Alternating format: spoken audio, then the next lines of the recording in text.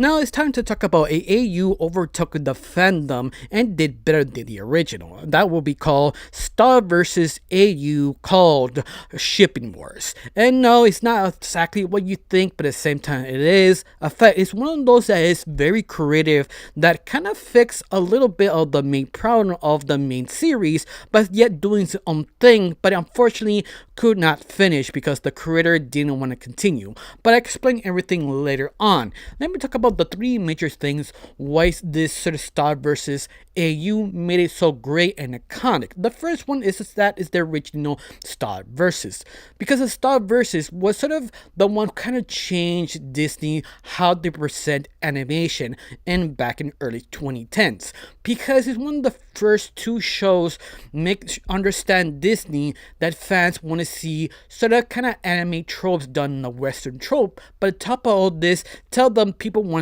long tell stories, not sort of episodic ones. This is sort of the change that went direction because of Star versus, because of the influence this show actually made. Now the second influence this actually have is sort of shipping aspect. This is the reason why almost every single show of Disney have sort of shipping sort of aspect. Not all of them, but have a small hand of them of the relationship and friendships, because it sort of focused on that intensely so much it sort of destroyed the fandom, because at the very end of the series they show up how Marco and Star end up together. But the only problem is it sort of went the same way of How You Met Your Mother, that it told the fan these two main characters would not end up, because maturely sometimes your best friend becomes your best friend. You don't need to date them.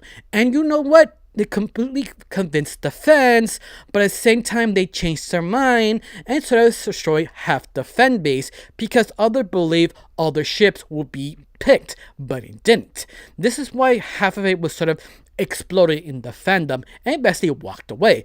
The other half have one they wanted, but unfortunately the other thing dropped. That specifically the ending of Star versus, because the Star versus has probably the worst ending of a series. It sort of basically dismantled the whole fandom, because nobody really wants to talk about it anymore, because what happened to the very end, if he don't basically start trying to fix all the issues of his own culture of racism, politics, and abusement.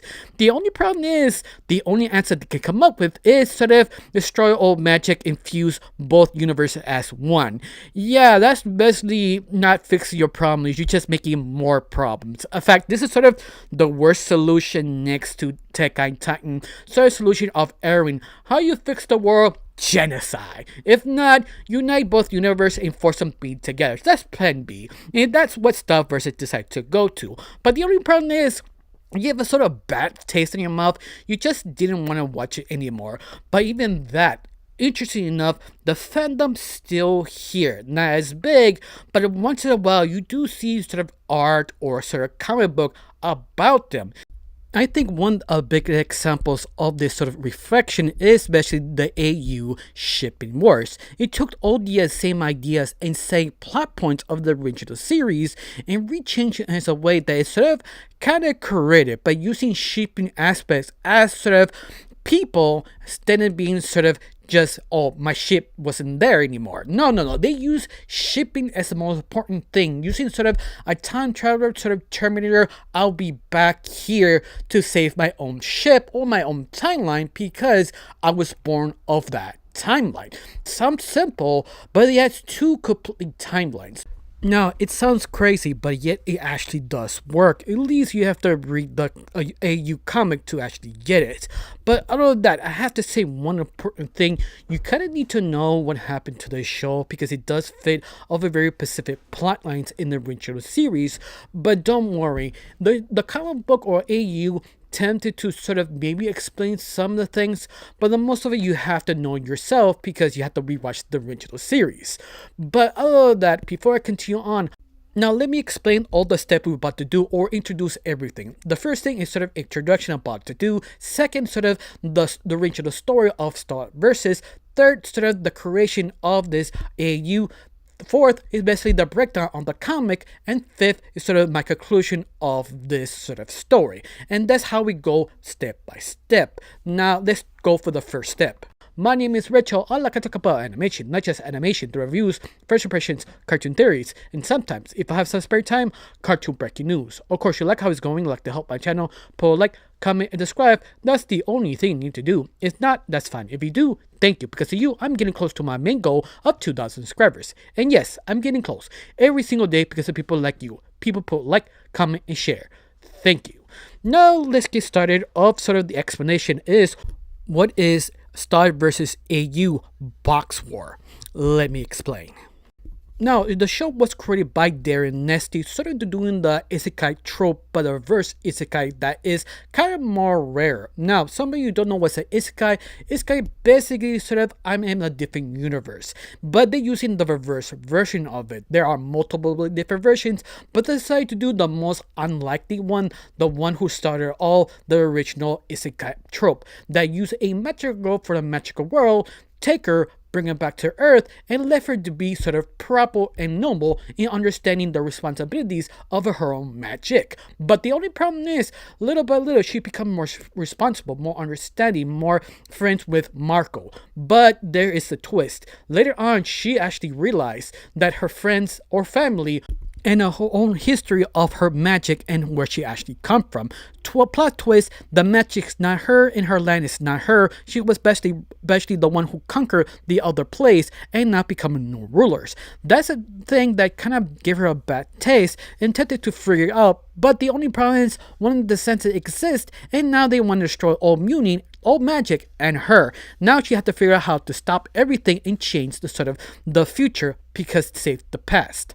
Although that's basically the sum up of the whole story, but the main grit and teeth of it is sort of the shipping aspect. How each one of them fall in love with the other but doesn't know how to deal with the emotions. And I think it's sort of the why it kind of explored. Besides the magical girl sort of genre and the isekai genre, the most focus on is the fact each single character in their relationship, you're wondering what they're gonna do next, who gonna end with what, who gonna hurt someone's feelings, and how they actually grow. So basically normal, but the fact is sort of interesting because how they explore it, how they have no specific way to explain it, because at the very end, relationships are difficult, and that's the thing makes Diversus so interesting. You really delve that sort of emotion, being young in love but don't know how to deal with it, and also understanding you can hang out with your friend while dating him or not dating him because risk the friendship.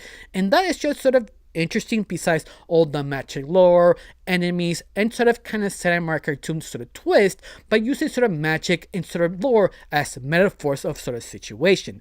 This is what it made it so iconic until it's sort of self-destructed. Now let's talk about the comic and the creator. This from created by Morty Mark from Tumblr, but if you do put Patreon on his own Patreon page, he actually released the comic 2 weeks before.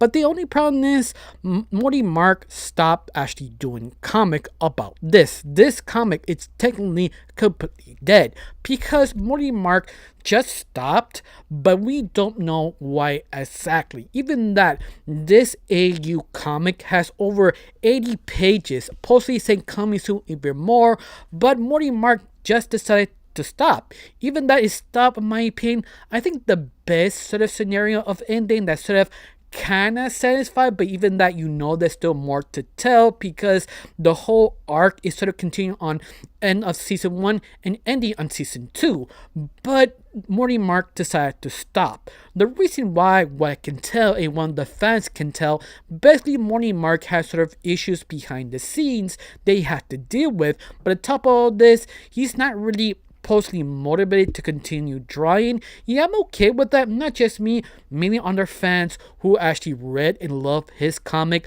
understood that, because you can't really demand someone to do it for free for so long. But top of all this, I prefer him not do it, because if he does, fortunately, the comic will suffer, because you can tell when the creator is just doing it for the check or doing it because people keep asking him, but you see the results. You don't feel the love and care about the story. When someone does care, you do see it. The sort of details, how they sort of set up the jokes. You can see someone who actually are passionate and love with their own work.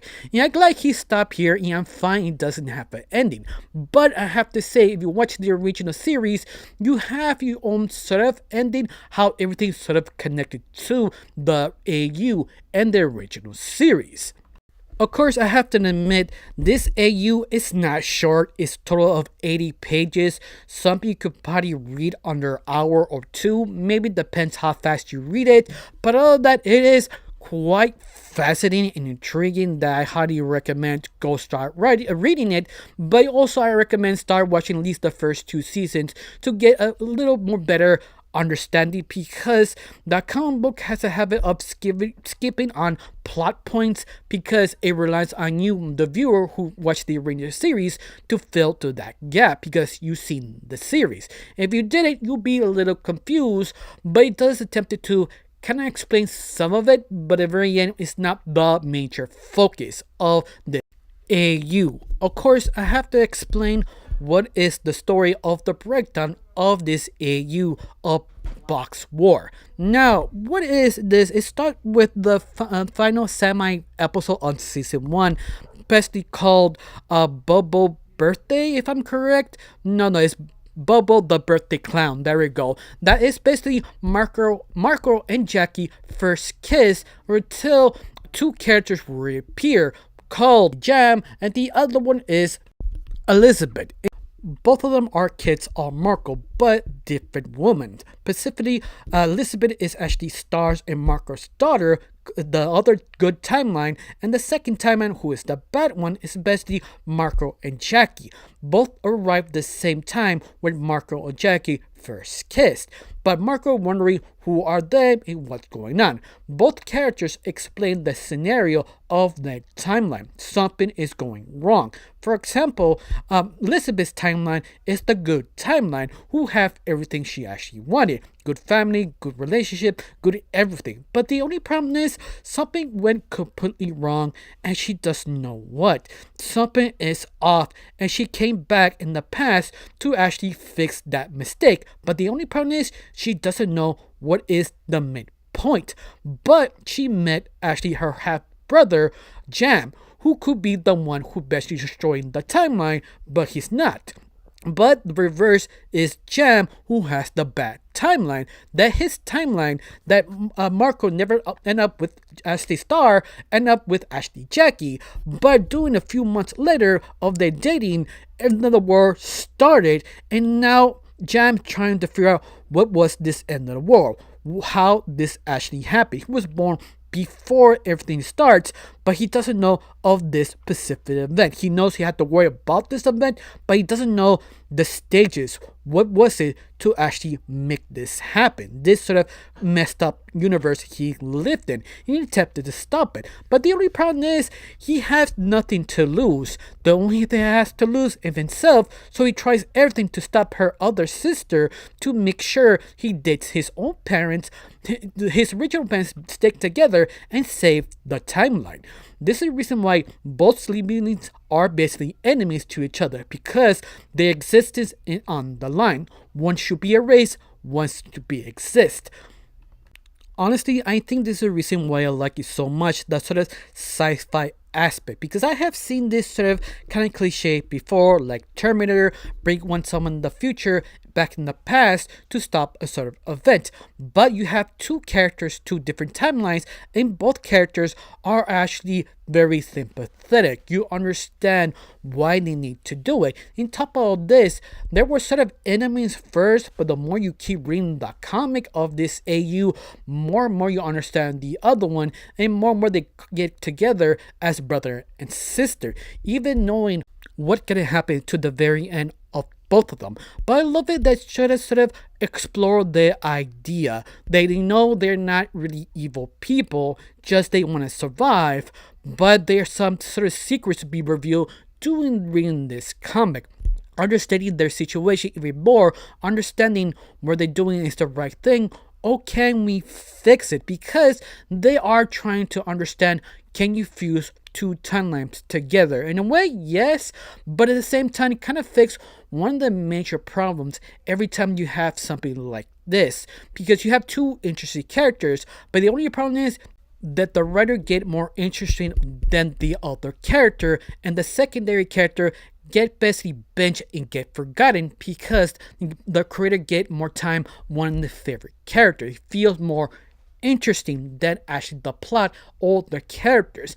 Lucky for us, this AU creator realized that and decided to give more time of both main leads because he knew both of them need to be sympathetic, but both of them need to complement each other, the things they're actually doing. And they did it in a very interesting way that I was sort of surprised because I wasn't really expecting. I really expecting to be basically be half-ass a writer because this is usually what has happened.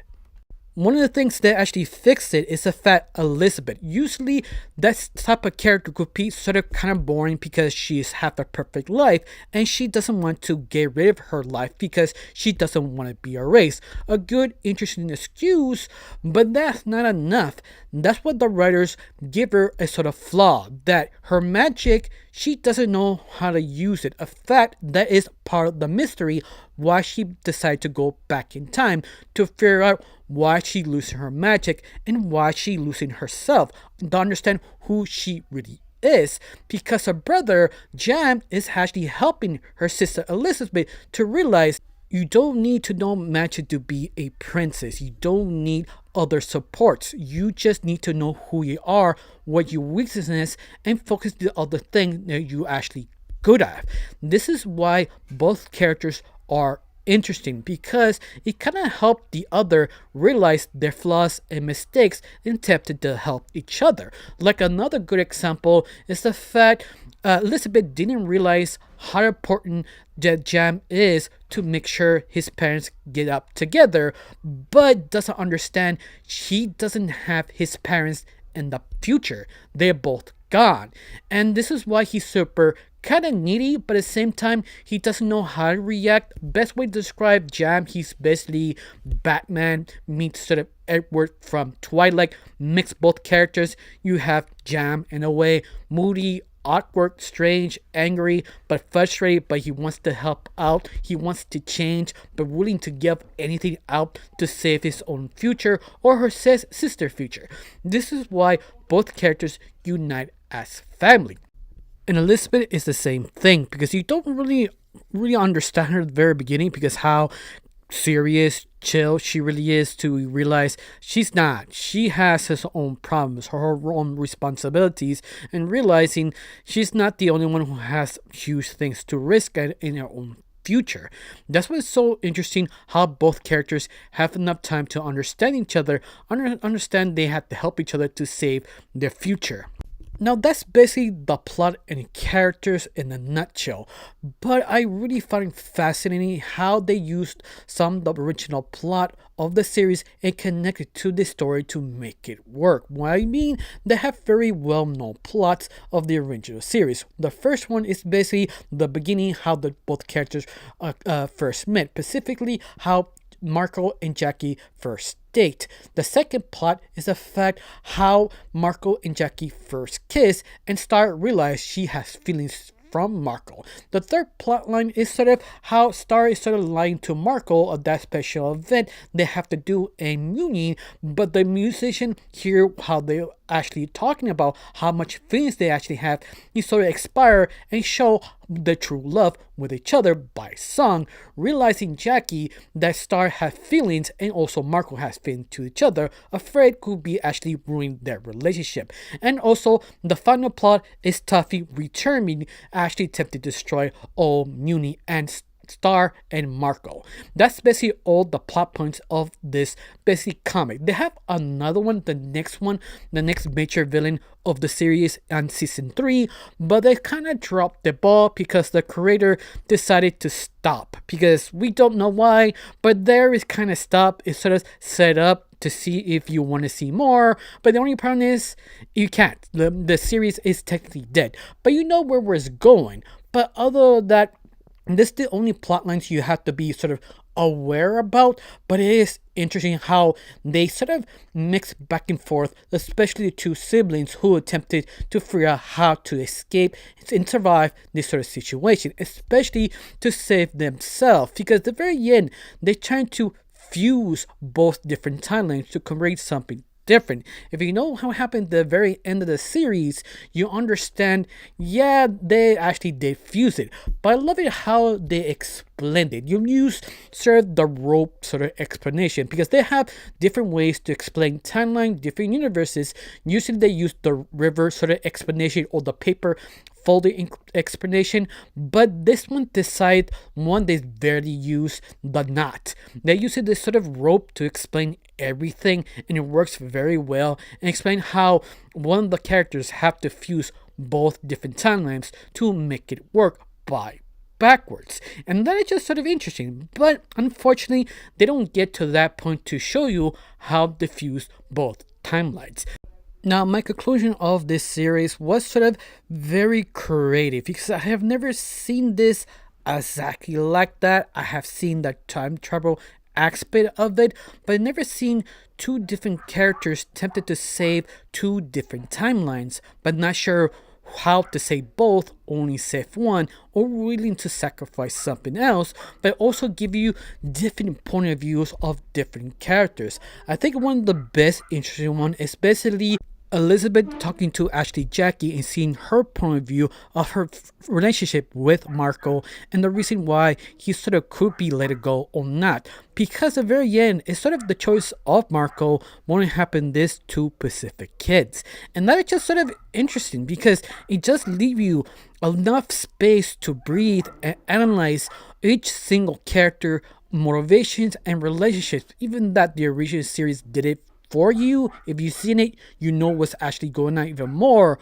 But even that said, this series still does even more stuff. It kind of makes you more interesting and fascinating how they kind of fix it. Of course, you know how to if you've seen the original ending. You sort of understand what they're trying to do if they chose that single direction. They're trying to fuse both timelines to fix everything. In the very end, that could actually work because how they explain it. But other than that, I did enjoy everything, the comedy, especially the comedy, because the comedy, almost every single little short they do of this comic book, because it's not just like a normal comic. It almost feels like a one straight comic doing little stories, each single one, but each single one does very good jokes on it. You understand the characters, the comedy, the relationship, everything. It just nailed it so perfectly. This is the reason why I kind of recommend it. Just be aware it doesn't have